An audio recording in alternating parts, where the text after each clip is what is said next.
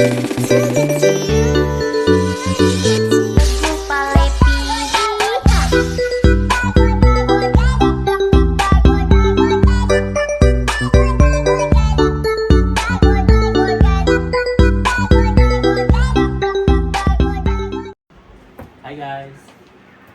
So ngayon ay another unboxing naman. Welcome ulit sa aking YouTube channel. So ngayon mayroon akong in-order online sa isang sikat na online store platform dito sa Saudi. So ito ay matagal ko na gusto bilhin and i-dispose ko na kasi itong aking MacBook. So, ito na ang aking gagawin.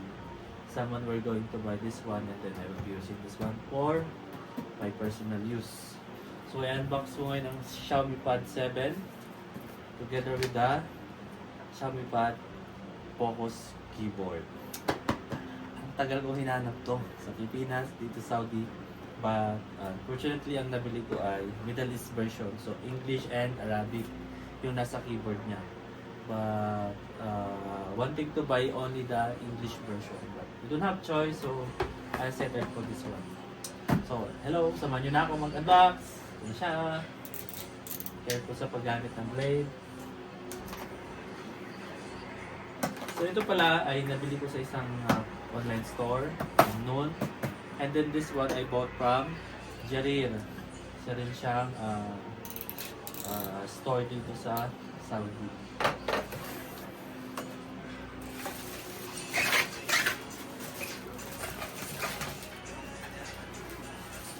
Tada! Here's the Xiaomi Pad 7.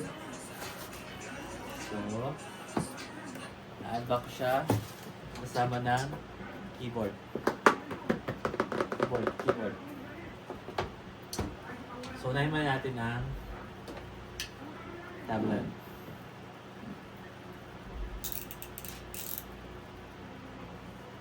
Pangalawang tablet ko na to, yung unang tablet ko, binigay ko sa ate ko ang time na nagbakasyon ako sa Pilipinas. And then after that, I bought this MacBook Air. So sabi ko nga, i-dispose ko na yon. So I'll be using this one na for my personal use. So guys, so I bought the Xiaomi Pad 7, not the Pro version. Xiaomi Pad 7 only. 8 gig RAM and then 256 memory. So ang color niya is gray. Oh, siya. Xiaomi Pad 7. So 11.2 yung kanyang screen size. Maliit lang din, pero okay na din. So ito yung tablet. Andito yung what is this? Manuals, paperwork. Hindi na natin kailangan yan. Disregard na lagi yan. Ito kanyang accessories, which is adapter and the keyboard. Adapter niya. So, sa Saudi, dapat tatlo to. Ito. Anyway, pahirapan na naman ako sa saksakan. Okay.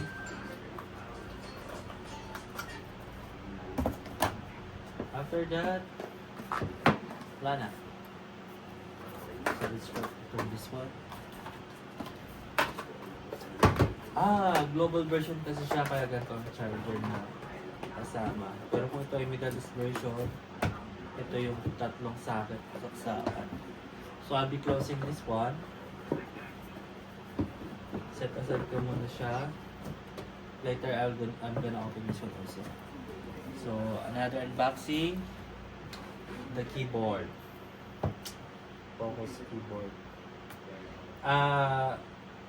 Itong Focus keyboard guys, ay hindi na siya yung katulad dati na keyboard ng Xiaomi Pads. Katulad na siya ng Magic Keyboard ng Apple. So like they're imitating the Apple design.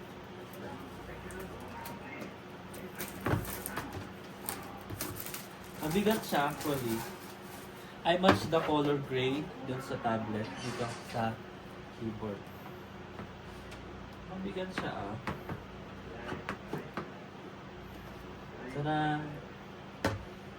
So inside the box is the keyboard itself and no more else. Keyboard lang talaga siya. So okay, aside natin ito. Open na natin yung dalawang item. First, I'm gonna open the keyboard kasi i-attach ko siya dito. How this one work? So, ito pala siya. Ooh, nice color. Siguro ito na yung pinaka-dark color niya. Wala talaga yung black. Kasi gray and white na nakikita ko online. So, ayan siya. Mabigat. I'm gonna removing this one. Hindi ko na ito kailangan. I'm gonna put it on the box. So the keyboard. Ooh, beautiful. Nandito yung paper version sa loob. Nice packaging. So how gonna remove this one? Gusto ko rin makita yung just okay. So ayan yung paperworks niya na hindi naman natin binabasa. But still, galing na pag-improvise nila sa packaging ng keyboard. Okay. And then this tablet or pad. Okay. Wow! Matching ba? Not totally matching. Sabi Bluetooth. Yung keyboard that niya, di ba ganyan ang connection ng keyboard sa tablet? Okay. So, I'm gonna open this one. Sobrang nipis guys. Napaka-nipis. So yeah, ay open na po siya. Attach lang, ayan. Attach lang natin siya dito. And then here it is!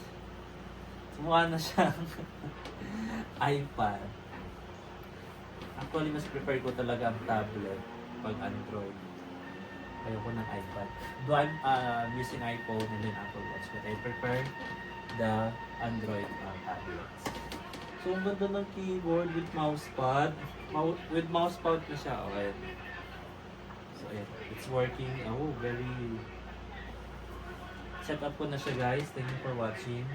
So, interesting to buy my MacBook. I'm just watching this one. Bye-bye. Bye-bye. No.